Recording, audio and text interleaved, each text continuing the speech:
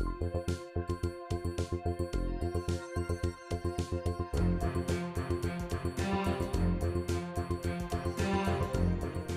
this module, we're going to talk about the M&S System DMC1 intercom system.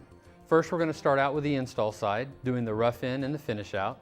We'll do feature benefit on the unit, and then the functionality. Now let's start with a fresh wall and talk about installation.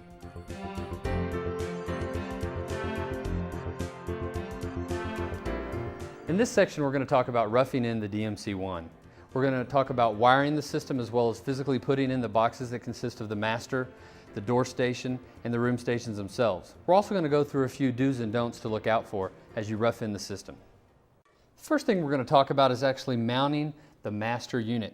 Here we have a combo unit that's designed to house both the DMC1 master unit as well as our CD player that accompanies the DMC1. There's a few things you need to keep in mind when looking for a location of the master rough-in. One, we need it to be in an easily accessible central location. Well, the reason why we want them centrally located is we're going to have runs from the master rough-in to all the room stations in the house. And the closer we can get each one of those wire runs to an equal distance, the better they're going to perform in the long run. We also want them easily accessible, so if we ever have to service the unit, we can get to the unit and make the service requirements and make the changes we need to easily. So first, we've identified that this section of the wall is where we're going to place our master. And you'll notice that the master rough-in sticks out a little bit from the front. It is designed to flush mount with the back of the 2x4. Once we get the mounting rough-in in the correct location, the next step is just to mount it with a few screws.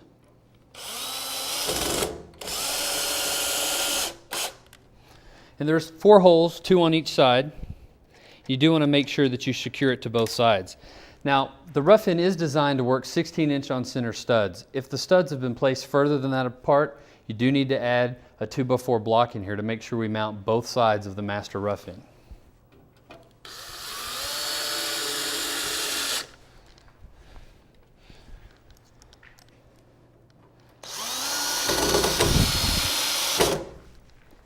And once we get all 4 of these mounting screws secure,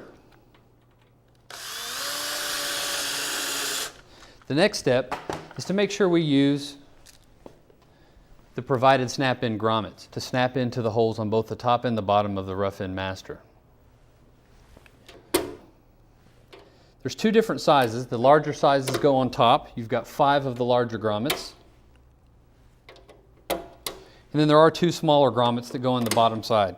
Now, you might not use all of the openings, but it's a good idea to go ahead and snap those grommets into each one of the locations just in case. The next step, once we've mounted our rough-in, as well as put in all the supplied grommets, is we want to mount our transformers that are going to supply power to the master unit and the CD player as well. The next step is to make sure we put our transformers in place. Now, if we're using a combo unit like we have here for both the master and the CD player, we're going to need 2 of these transformers. Something to keep in mind, the transformers do have to be wired by a licensed electrician. You'll notice there's 2 pieces to the transformer.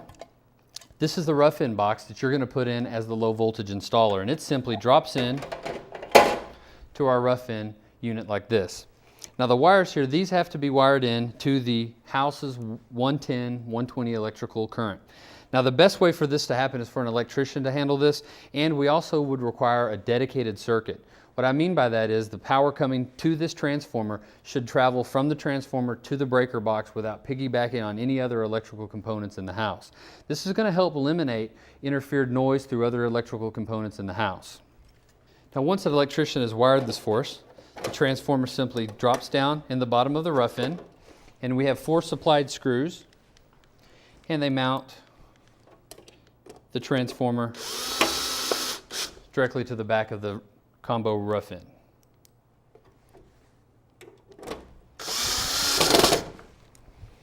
Now once we finish this process, we're going to do the same thing on the other side. The transformer is a little different. It has a little different plug. This one's designed to work with the CD player, but internally we're still going to need an electrician to run a dedicated circuit for this as well.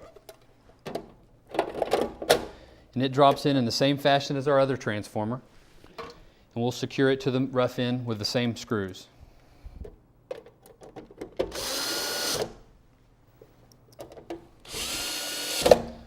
Now, that we've got our transformers in place, the next step is to start pre-wiring the system. We have two separate antennas with the DMC-1. One is the FM antenna that comes in a coax format. We want to make sure that we isolate the antennas on one side of the stud cavity from all of our room and door station wires on the other side of the stud cavity. Now we're going to bring in our FM antenna from the top for this situation. In a real house, we might bring it in from the header board up top and drill a hole in, or if we had a basement and we were bringing it in from the bottom, we could bring it in from the bottom. But for our situation here, we're just going to kind of drop the antenna down behind the rough end. Now we can take a staple gun and make sure we have fixed the cable to one side of our stud. Now I do want to warn you about staple guns. We're using a crown staple here. This is designed specifically for not crimping wire. If you use a regular staple, you could crimp the wire and cause damage to both the antenna or our rough end wire or our room station wire. So it's important that you use the proper type of staple. Now once we've affixed this antenna wire a few times, our next step is to place the AM antenna in. We're going to do that the same way we did with our FM antenna, but you'll notice this is a single wire, smaller gauge antenna. We only need that for the AM. So we're going to bring this in from the top, just like we did the AFM. Want to give ourselves about 12 inches of slack between the top of the rough end box and the antenna wire itself.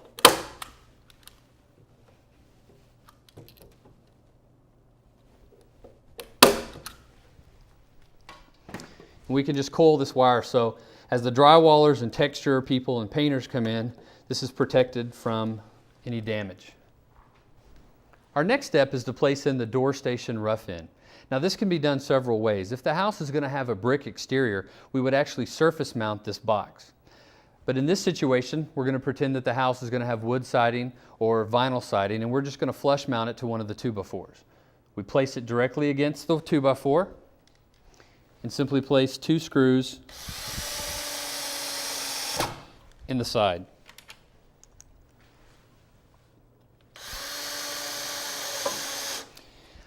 You will notice also stamped in the back of this there is a little arrow that points up and the word up. We need to make sure we do put that in the up position so this mounts correctly when we go to put the door station in. Now that we have the door rough end mounted, the next step is to put the wire in that we're going to use. This orange door station wire is provided for you in the rough end.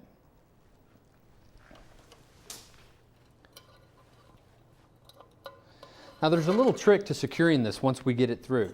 If you'll take a small block of wood, we'll place that around the wire, and we're going to wrap it just several times around the block of wood like we have here. Wrap the wire around it several times and secure it to the back of the door station rough end. Now we want to secure the door station wire once again with our staple gun.